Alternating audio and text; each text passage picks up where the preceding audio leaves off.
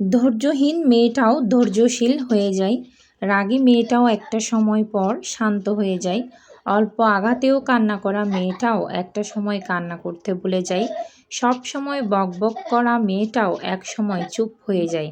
মানতেই হবে যে পরিস্থিতি মানুষকে অনেক কিছু শেখায়। মেয়েদের যতই মন খারাপ থাকুক, যতই শরীর অসুস্থ থাকুক, সেই সংসারের কাজগুলো কিন্তু করেই যেতে হয়। আজকে আমার মনটা খুবই খারাপ। আমার মেয়ের পরীক্ষা ছিল, আজকে হচ্ছে ধর্ম পরীক্ষা ছিল। তো গতকাল ওর থেকে পরীক্ষা নিয়েছিলাম। সময় হচ্ছে ১ ঘন্টা ৩০ মিনিট।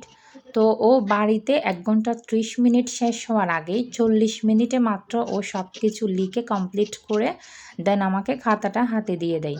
কিন্তু পরীক্ষায় যখন সকালে পরীক্ষা দিতে যাই, ওখানে পরীক্ষায় ১ ঘন্টা ৩০ মিনিট থাকা সত্ত্বেও ও কিন্তু ৫টা প্রশ্নের মধ্যে জাস্ট একটা প্রশ্ন লিখেই চলে এসেছে। আর ৪টা প্রশ্ন ১৫ নাম্বারের আনসার না করেই ও বাড়িতে চলে এসেছে। ওকে জাস্ট খ নাম্বার একটা প্রশ্ন হচ্ছে যেটা শিখেনি, ওটা হচ্ছে পরীক্ষায় আসছে। ওটা দেখে ও পুরো প্রশ্নটাই গুলাই ফেলছে। মানে অন্য প্রশ্নগুলো ও এটার উত্তর এটাতে, এটার উত্তর এটাতে করে ফেলছে জাস্ট একটা প্রশ্নের জন্য।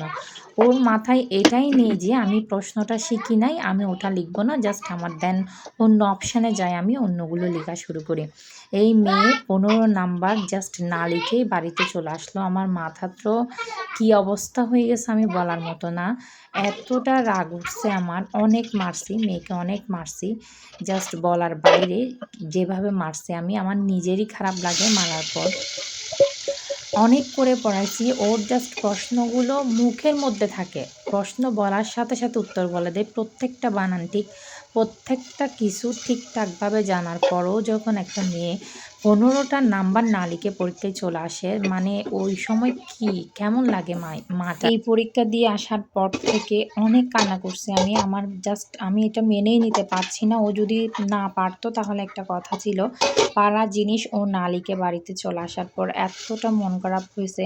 দুপুরে জাস্ট ভাতও খাই নাই আমি। দুপুরে ভাত খাইনি, ওকে জাস্ট দিয়েছি, ও ভাত খেয়ে ঘুমাই গেছে। দেন ওর পরের দিন আবার পরীক্ষা আছে। ওকে বলছি তোমার ইচ্ছে হলে পড়বে, ইচ্ছা না হলে পড়বে না। তোমাকে জাস্ট আমি আর পড়াতে পারবো না।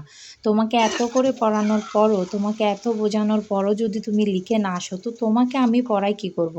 আমার মাথাটা খেয়ে তোমার কোনো লাভ আছে? তোমার ইচ্ছে হলে তুমি পড়বে, দেন ইচ্ছা না হলে তুমি পড়বে না। এই কথা বলার পর মেয়ে তো আরও মহা খুশি। ও তো না পড়তে পারলেই ভালো। ও ওর মতো সুযোগ সুবিধা করে নিছে। ও হচ্ছে জাস্ট একটু পড়া খুলছে, তারপর ও ঘুমানোর জন্য চলে গেছে। আমিও জাস্ট আর কিচ্ছু বলি নাই। একদম ওর সাথে কথা বলাই আমি বন্ধ করে দিছি। আমার এতটা খারাপ লাগছে যে বলার বাইরে। আমি এটা মানে মেনে নিতে পারতাম যদি মেয়েটা না পারতো। সো সবার আমার আজকের ভিডিওটা কেমন লাগলো অবশ্যই কমেন্ট করে জানাবেন। জাস্ট আমার আজকের দিনের খারাপ লাগার মুহূর্তটা শেয়ার করলাম। আসসালামু আলাইকুম।